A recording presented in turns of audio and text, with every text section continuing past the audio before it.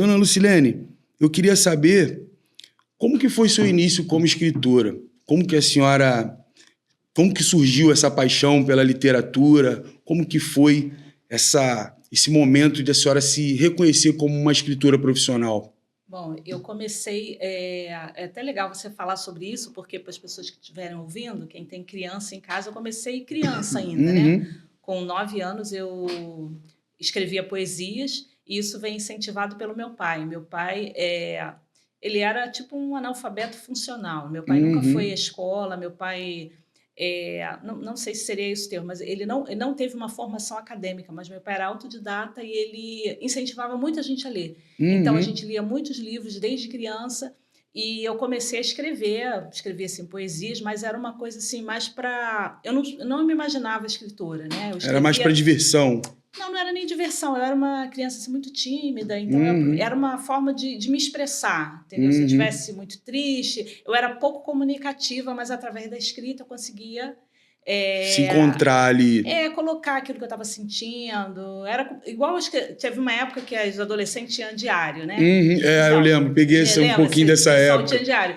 Eu não tinha um diário, mas eu gostava de escrever poesia. E aí, mais tarde, bem mais tarde, quando eu perdi a minha mãe, eu quis escrever também, só que aí eu fiz uma poesia e tal, mas aí eu quis contar mais sobre ela e eu acabei escrevendo meu primeiro livro. Se aprofundou um pouco mais, né? Isso, contando a história, coisas que ela tinha feito, assim, para as pessoas, né? Minha mãe era tipo uma assistente social, ela ajudava muito as muitas pessoas. Né? O pessoal da comunidade, da família, quem se aproximava dela, assim. Então, quando eu perdi a minha mãe, eu quis falar sobre ela, contar sobre... Quis colocar esse sentimento para fora, né? Esse exemplo de mulher que ela foi. Aí eu contei foi o primeiro... Uma homenagem.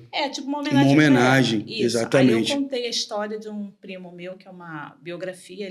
Minha mãe pegou ele para passar umas férias lá em casa e percebeu que ele tinha um comprometimento mental. Esse livro aqui, Nascido aos 8 anos. Nascido aos 8 anos, foi sua primeira obra. A primeira, porque ele com 8 anos, esse menino ele não falava direito, ele falava, mas ele não se comunicava. Ele não sabia o nome da mãe, não sabia nada. Hoje, acho que ele seria tipo um autista. No dia de hoje, porque antigamente a gente não tinha esse diagnóstico. Não tinha. Tinha muito preconceito, era um nome, eram apelidos. O pessoal levava...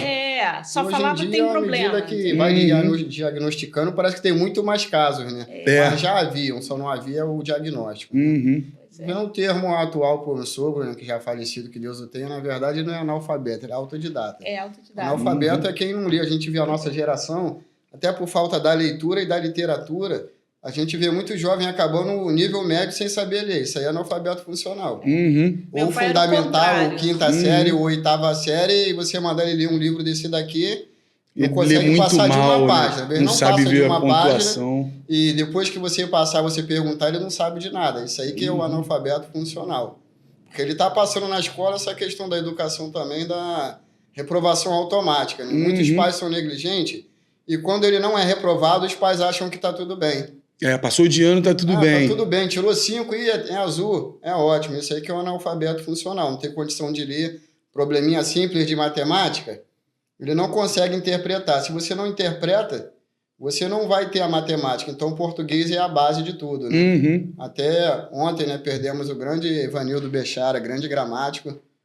Um abraço aí para a família dele, para todos. Né, que eu sou professor de português, formado também em letras, português e literatura, e a importância da leitura para tudo, né? E ele, embora não tenha aprendido na escola, ele aprendeu em casa, na escola da vida. Eu, particularmente, costumo dizer que a faculdade da vida, ela ensina muitas vezes mais do que a faculdade acadêmica.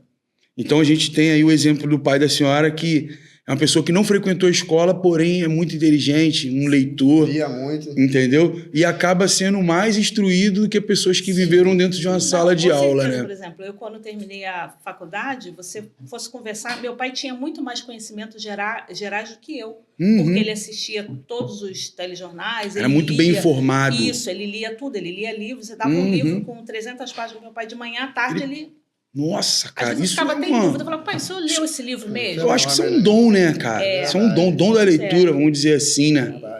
Que a gente vê pessoas lendo, às vezes, 10 páginas da dor de É cabeça. uma luta, dá sono. Entendeu? Dá sono. E isso foi uma coisa positiva para mim, para eu começar a escrever, porque na minha casa os livros passavam ele lia um, falava assim, ó, esse você vai gostar, esse é bom, e a gente ia lendo. E na história desse primeiro livro que eu escrevi, uma coisa que eu achei assim, bem interessante foi que esse meu primo, que minha mãe acabou levando ele para minha casa, ele não teve acompanhamento médico, ele não passou por um psicólogo, ele não passou por um psiquiatra, mas ele só com o convívio, com o acolhimento da família, ele se ajustou. Ele entrou na escola como... Minha mãe pediu para ele entrar como ouvinte, porque ele não sabia nada de nada, ele era totalmente perdido aos 8 anos. Entendi. Aí ele entrou na escola, uma turma que já estava em andamento. No meio do ano ele se acertou, no final do ano ele passou e ele foi embora. Fez 2º grau, casou, dirige, é empreendedor. É por isso que ele tem esse título. Tem. E o título é Nascido aos 8 anos. A partir dos 8 anos a vida dele começou, como se começasse do zero. Como se tivesse nascido de novo. Isso. A partir dali a vida dele fez sentido Começando e tal. É. Cara, muito interessante.